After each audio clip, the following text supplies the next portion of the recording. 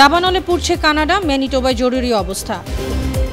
আবারও হোঁচট খেলেন ডোনাল্ড ট্রাম্প, বিভিন্ন দেশের উপর শুল্ক আরোপ আদালতে স্থগিত।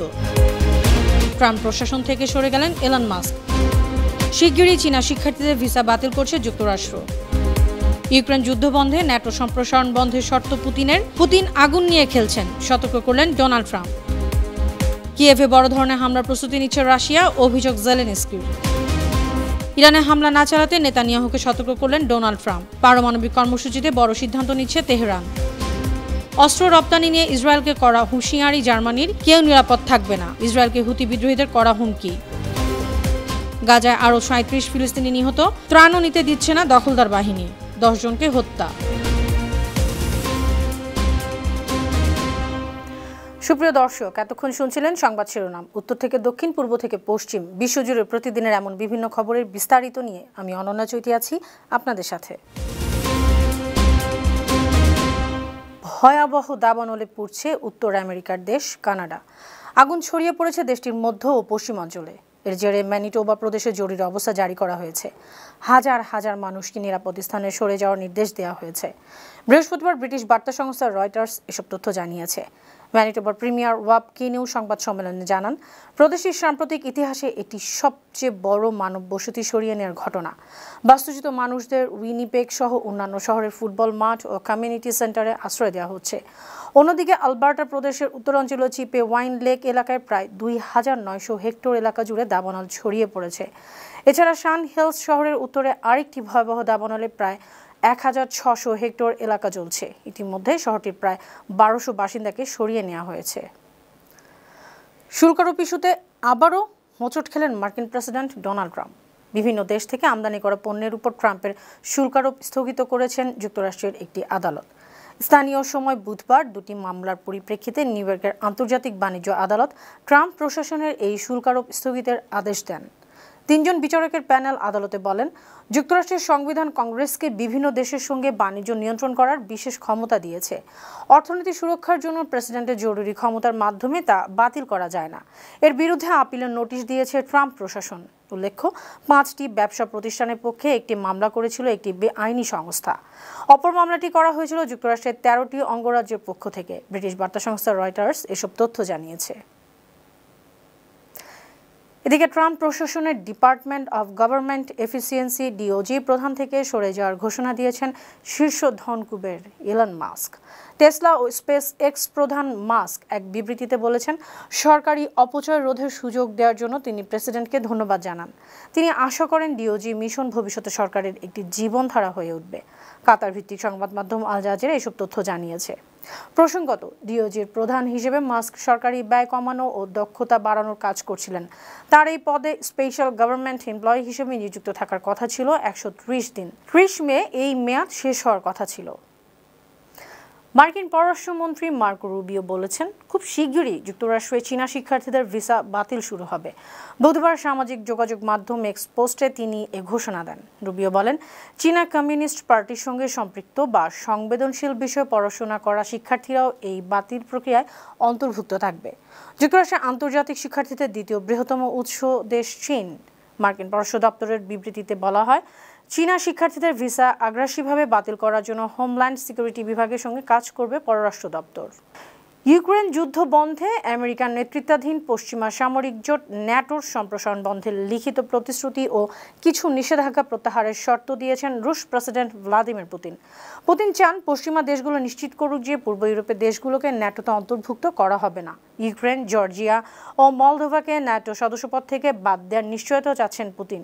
তবে এ বিষয়ে মার্কিন যুক্তরাষ্ট্রের কোনো প্রতিক্রিয়া এখনও জানা যায়নি। বুধবার রুশ সরকারের ঘনিষ্ঠ ৩টি সূত্রের বরাত দিয়ে ব্রিটিশ বার্তা সংস্থা রয়টার্স এসব তথ্য জানিয়েছে। এদিকে ইউক্রেন ইস্যুতে রুশ প্রেসিডেন্ট ভ্লাদিমির পুতিন আগুন নিয়ে খেলছেন বলে সতর্ক করেছেন মার্কিন প্রেসিডেন্ট ডোনাল্ড ট্রাম্প। ফরাসি বার্তা সংস্থা এএফপির এক প্রতিবেদনে এ তথ্য জানা গেছে।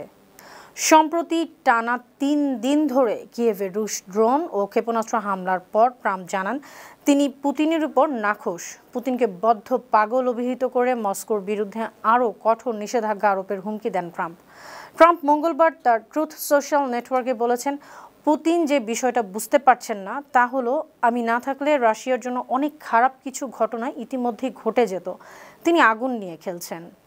অন্যদিকে ইউক্রেনে বড় ধরনের হামলার পরিকল্পনা করছে রাশিয়া উত্তর পূর্বাঞ্চলের সুমি অঞ্চলে 50,000-এরও বেশি সেনা জড়ো করেছে।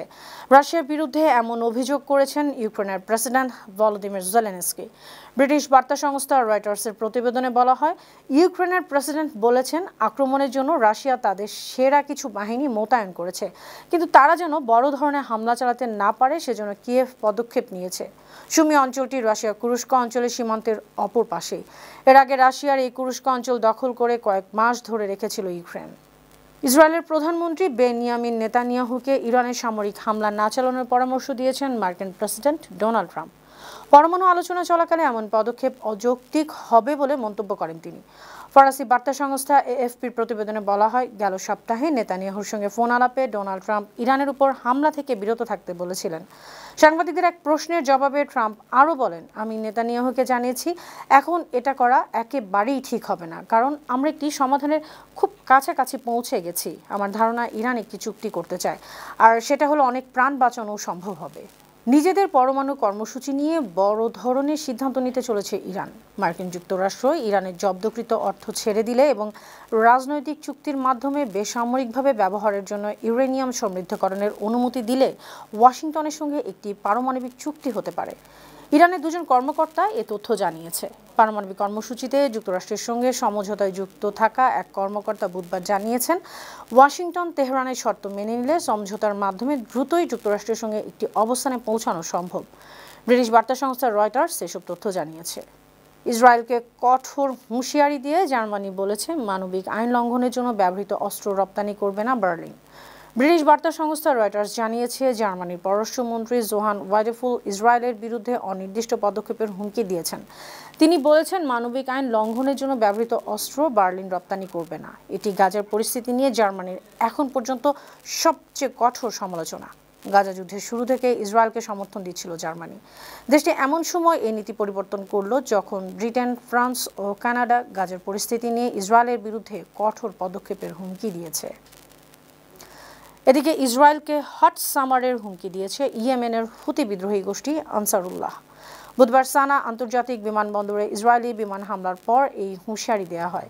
হামলার পর ঘটনাস্থল পরিদর্শন করে হুতিদের শীর্ষ রাজনৈতিক নেতা মাহদি আল মাসাদ বলেছেন, আমরা পিছু হটব না, আত্মসমর্পণও করব না। গাজায় ফিলিস্তিনিদের প্রতি আমাদের সমর্থন অটুট থাকবে। ইসরায়েলের প্রধানমন্ত্রী বেনিয়ামিন নেতানিয়াহুকে সতর্ক করে তিনি বলেন, ইয়েমেনি ক্ষেপণাস্ত্র ইসরায়েলের আকাশ প্রতিরক্ষা ব্যবস্থা ভেদ করে নির্দিষ্ট লক্ষ্যবস্তুতে পৌঁছাতে সক্ষম। আশ্রয়কেন্দ্র কেউ নিরাপদে থাকবে না। গাজা উপত্যকায় ইসরায়েলি বিমান হামলায় আরও 37 ফিলিস্তিনি আহত হয়েছেন অনেকেই।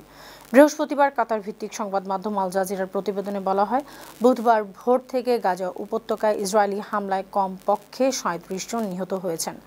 গাজার স্বাস্থ্য মন্ত্রণালয় জানিয়েছে, ইসরায়েলের চলমান যুদ্ধে এ পর্যন্ত 54,084 ফিলিস্তিনি আহত হয়েছেন 1,23,308 ফিলিস্তিনি। এদিকে গাজায় ফিলিস্তিনি শরণার্থীদের ত্রাণ দিতেও বাধা দিচ্ছে ইসরায়েলি বাহিনী। গুলি বর্ষণ করা হচ্ছে। গেল 48 ঘন্টায় তাদের গুলিতে 10 জন আহত হয়েছেন 62 জন। হতাহতরা ত্রাণ নেওয়ার জন্য অপেক্ষা করছিলেন। কাতার ভিত্তিক সংবাদ মাধ্যম আল জাজিরা জানিয়েছে, রাফায় অবস্থিত গাজা হিউম্যানিটেরিয়ান ফাউন্ডেশন ত্রাণ বিতরণ কেন্দ্র থেকে হাজার হাজার ক্ষুধার্ত ফিলিস্তিনির সাহায্যের জন্য ছুটে আসার একটি মর্মান্তিক ভিডিও ভাইরাল হয়েছে। সেখানে ক্ষুধার্ত ফিলিস্তিনি নাগরিকদের উপর গুলি চালায় ইসরায়েলি বাহিনী। সুপ্রিয় দর্শক, এই ছিল আজকের বিশ্বজুড়ে প্রতিদিন। এমন আরও নানা খবর নিয়ে আগামীকাল আবার আপনাদের সামনে হাজির হব। আপনাদের মন্তব্য, পরামর্শ আমাদের আয়োজনকে আরও প্রাণবন্ত ও সৃজনশীল করে তুলতে পারে। সে পর্যন্ত ভালো থাকুন, সুস্থ থাকুন, বানো টিভির সঙ্গে থাকুন। আল্লাহ হাফেজ।